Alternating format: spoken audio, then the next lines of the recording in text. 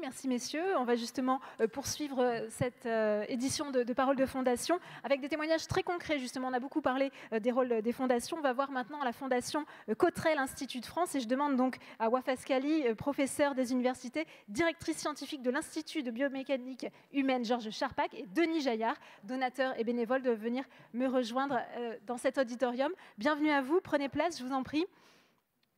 Je rappelle que la Fondation Cotterell Institut de France travaille depuis 1999 sur les pathologies rachidiennes. Elle finance justement la recherche sur les maladies de la colonne vertébrale et aide à la compréhension de la scoliose. Denis Jaillard, justement, expliquez-nous un petit peu et peut-être comment réagissez-vous à tout ce que vous venez d'entendre?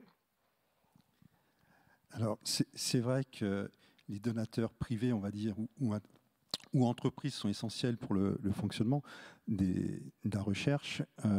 Après, je pense qu'il y a encore beaucoup peut-être à faire entre l'État et les donateurs privés aussi, des aides supplémentaires qui ne sont peut-être pas à la hauteur encore de ce qui est fait actuellement. Comment on trouve cet équilibre justement entre financement privé et financement de l'État selon vous? Après, je pense que, comme ça a été évoqué tout à l'heure, si on n'a pas un lien direct avec la recherche en tant que patient ou étant malade, c'est compliqué de mobiliser les gens ou les entreprises pour revenir sur de la donation. Vous pouvez nous parler de votre cas personnel? Oui. On vous écoute. Donc moi, j'avais une scoliose, une kyphoscoliose, donc 3 déformations latérales, alors je n'ai pas les termes exacts, et 2 dans la forme, dans l'opposé. J'ai été opéré, ça va faire 40 ans dans 5 jours, on compte aussi à ces années-là. Le sport m'était interdit. À l'époque, le sport pour les scoliotiques était néfaste. Et depuis à peu près une dizaine d'années maintenant, j'ai fait connaissance de la fondation et je me suis investi dans le sport et dans des projets pour faire, le dépistage de la scoliose et aider aussi à récolter des fonds au travers de diverses activités. Donc voilà, ça fait 40 ans qu'on vit comme ça. Il y a des jours plus ou moins fastes. Et c'est vrai que la recherche aide dans la partie, on va dire, dans la découverte des gènes de la scoliose ou tout autre gène dans le sens large. Mais après aussi, quand arrivé à l'âge adulte, ça pourrait être aussi une partie de recherche dans la biomécanique ou autres qui font aussi défaut des fois. On progresse aujourd'hui, Wafaa Scaly, dans la connaissance de la scoliose? Oui, tout à fait. Et puis, je voudrais casser un peu cette opposition recherche fondamentale, application de la recherche. On se situe vraiment dans un domaine translationnel. À l'Institut, le leitmotiv, c'est mieux comprendre pour mieux innover au service du patient et de la société. Donc, on retrouve ce continuum. Et dans la Fondation Cotterell, ce qu'il y a d'extraordinaire, c'est que le docteur Cotterell, le docteur Cotterell, qui a révolutionné la chirurgie de la scoliose avec le professeur Dubousset, ces enfants qu'on traite à 15 ans avec une chirurgie très lourde et une instrumentation qu'ils vont garder toute leur vie, c'est l'échec des autres thérapeutiques. Et donc, lorsqu'il a créé cette fondation, c'est pour se dire comment est-ce qu'on peut, à la base, mieux identifier les causes de cette pathologie et être à la source, essayer d'identifier ceux qui vont s'aggraver pour trouver des traitements innovants. Et j'ai eu l'honneur d'être lauréate en 2001 avec des approches au départ très fondamentales. Comment ça marche cette histoire? On travaille depuis 30 ans sur la colonne vertébrale, c'est un système hyper complexe et on s'est dit, c'est des questions mécaniques, ça ressemble au flambement, ça fait... Et en fait, très vite, on s'est rendu compte, et c'est ce qui fait se prendre au jeu, que c'est bien complexe cette histoire, que la mécanique n'explique pas tout. Et on a eu la chance d'être environné, c'est ça aussi la famille Cotterell, la fondation, ça apporte ça aussi parfois. C'est d'être avec des chercheurs très, très pluridisciplinaires. Et petit à petit, on s'est rendu compte que à la base, avant que le cercle vicieux mécanique qu'on sait expliquer maintenant se mette en place, il y avait des formes très spécifiques, des phénotypes associés à cela. Et j'ai parlé d'un démarrage en 2001.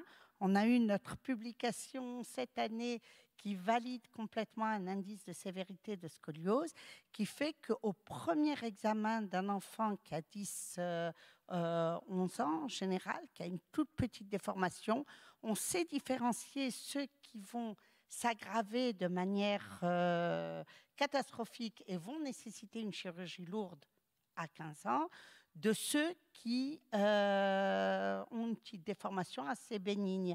L'impact, il est très important parce que jusqu'à présent, le clinicien pouvait se dire, si ça va s'aggraver, il faut que je mette sous corset, le plus tôt sera le mieux, mais je ne peux pas mettre sous corset tous les enfants qui ont une petite déformation. Et donc, c'était wait and see. Le fait d'avoir un diagnostic précoce d'une scoliose évolutive permet d'amorcer beaucoup plus tôt les traitements. Et également pour nous, en tant que chercheurs, c'est de nouveau, parce que c'est un métier de passion, la recherche, ça ouvre la voie vers, maintenant qu'on sait qu'on va s'aggraver, quels sont les traitements alternatifs qu'on peut envisager. Donc voilà, c'est une aventure entre la recherche fondamentale et le très appliqué. Denis Jaillard, quand vous entendez les progrès justement scientifiques qui sont faits dans la compréhension et le traitement de cette pathologie qu'est la scoliose, qu'est-ce que vous ressentez? Il y a des motifs de satisfaction, j'imagine? Bien sûr, parce qu'on se dit toute la recherche qui avance bénéficie aux jeunes, et ce qui permet aussi d'une meilleure vie derrière. Ce qui est, enfin, pour ma part, donc ça fait 10 ans que je connais la Fondation, ce qui est très intéressant, c'est une fois par an de pouvoir bénéficier d'échanges avec les chercheurs. Alors, en plus, c'est très, comment dire, très simplifié. Ça permet à tout le monde de comprendre ce qui se passe dans la recherche. Je trouve ça, c'est très bien. Pascalie, il y a un travail justement de lien, de publication des travaux, de vulgarisation de la connaissance scientifique qui est fait aussi à travers les fondations? Oui, tout à fait, parce que je crois que j'ai beaucoup aimé quand a été évoqué le lien de confiance qui se crée avec les fondations. La confiance engage. Parce que les financements de fondations, la Fondation Cottrell, la Fondation ParisTech, qui appuie aussi ces recherches, on fait confiance aux chercheurs qui peuvent prendre des risques, qui peuvent aller explorer des pistes dont on ne sait pas où ça va mener, mais on a envie d'y aller quand même. Et donc, il est de notre devoir aussi de savoir communiquer. Je dis parfois, la recherche, c'est du temps long, c'est clair, c'est une grande autoroute. Mais dans cette autoroute, il faut ménager des portes de sortie chaque fois qu'on le peut vers la société, vers l'industrie, vers la clinique et ne pas dire à tout le monde, bon, maintenant, 20 ans, on aura des résultats. Chaque année, on apporte les avancées et on partage. Et je crois que c'est comme ça aussi que les relations harmonieuses se mettent en place. Denis Jaillard, on a beaucoup parlé lors de la précédente table ronde aussi de la difficulté pour les scientifiques bien de faire connaître leurs travaux. Vous, en tant que bénévole et donateur aussi, vous avez participé à de nombreux événements, et notamment des événements sportifs. Vous avez créé les Scolympiades, je crois. Ça permet aussi justement bien, de faire comprendre, de parler de cette maladie. Oui, c'était l'un des buts essentiels, c'était de promouvoir un peu le dépistage au travers d'activités, on va dire, amicales avec d'autres personnes sur des activités physiques, sportives, pardon, ce qui est quand même un point central, on va dire, on arrive à regrouper plusieurs personnes au travers d'une même sensibilité sur le sport, et après on peut développer bien sûr sur les parties scoliose ou recherche. Ouais. Donc on peut faire du vélo. On peut faire du vélo, des grandes distances aussi, oui.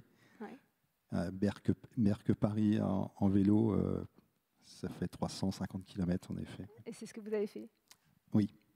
Et vous avez eu le sentiment justement avec ce type d'événement de participer à une meilleure connaissance justement de cette pathologie? Alors oui, parce que déjà partir de Berck, qui était un peu, qui est un peu le bastion de la recherche sur la scoliose et du docteur Cottrell, et puis de rencontrer des enfants qui sont en cours de soins, d'autres qui sont un peu plus évolués, qui ont été opérés. Ça permet aussi d'échanger avec eux, de les rassurer aussi dans certains cas. Et puis, ça permet aussi de sensibiliser.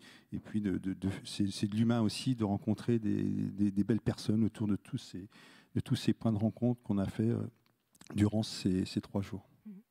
Pascalie, quel regard portez-vous sur ce type d'événement, sur ces Escolympiades ? Très, très positif, parce que pour moi, il est essentiel de rapprocher la recherche de la société. Ça a été dit, ça a été souligné. En France, on a encore trop souvent l'histoire du chercheur hurluberlu dans sa tour d'histoire, dans sa tour d'ivoire, et coupé de la société, alors que la réalité n'est pas ça. Le chercheur, comme ça a été dit, est une personne ouverte, mais c'est probablement un effort de communication, un effort conjoint. Tout le monde doit faire des efforts pour rapprocher la science de la société, et je pense que ce type d'événement est un bel exemple. Et également, c'est vrai que les chercheurs en France démarraient, les salaires ont été évoqués, devoir demander une caution parentale pour louer un appartement à Paris quand on a fait des études brillantes, etc., ça n'est pas normal. Ceci dit, la recherche est un métier de passion, de passionné, et rapprocher la science de la société, c'est aussi faire briller les jeunes pour qu'ils aient envie d'aller vers les métiers de la recherche. Ça passe par l'investissement de l'État, en plus de l'investissement des fondations et du secteur privé, mais je pense que c'est un élément qui est essentiel. Denis Jaillard, est-ce qu'aujourd'hui, vous avez le sentiment que les connaissances ont progressé, justement ? Oui, et puis on voit très bien que d'année en année, il y a des nouvelles pistes, et voilà, c'est toujours... à la réunion annuelle, on se pose toujours la question, qu'est-ce qu'on va nous apprendre cette année, sur quelle piste on va travailler l'année suivante. Et je pense que le lien avec le chercheur et les patients ou le grand public, c'est essentiel pour pouvoir toujours promouvoir le travail effectué par les chercheurs, ou à l'inverse aussi le travail fait par les bénévoles qui sont souvent dans l'ombre, un peu comme les chercheurs, on va dire, parce qu'on les voit seulement quand ça marche. Ouais, Pascalie, il y a des perspectives, des pistes de traitement justement nouvelles que vous allez explorer ? Oui, tout à fait. Alors bien sûr, la recherche, ça demande du temps, ça demande des moyens, c'est clair. Mais aujourd'hui, notre rêve, c'est de nous dire, bon, ben maintenant, on sait quels sont les mécanismes qui sont en jeu. On sait très tôt dire qu'un enfant de 10-11 ans a une scoliose évolutive qui va, si on ne fait rien, aller vers une forme grave. Maintenant, qu'est-ce qu'on fait ? Est-ce qu'on va leur mettre jusqu'à la fin de leur croissance un corset comme on le fait aujourd'hui, avec dans 30% des cas un effet inopérant qui fait qu'on va leur faire cette chirurgie lourde à 15 ans, ou bien est-ce qu'il y a des traitements innovants? Et bien sûr, il faut être créatif, imaginatif, il faut tester des pistes, tout ne marche pas du premier coup, mais en tout cas, on y va et on a envie d'y aller et on va y aller. Et je pense que c'est ça qui est important. Et pour nos chercheurs qui sont dans nos laboratoires de recherche, ces perspectives-là, elles font passer des heures et des heures et des heures de travail dans des conditions qui ne sont pas tout le temps optimales. Mais est-ce que c'est uniquement la question des malades et des laboratoires de recherche? Non, c'est une question sociétale.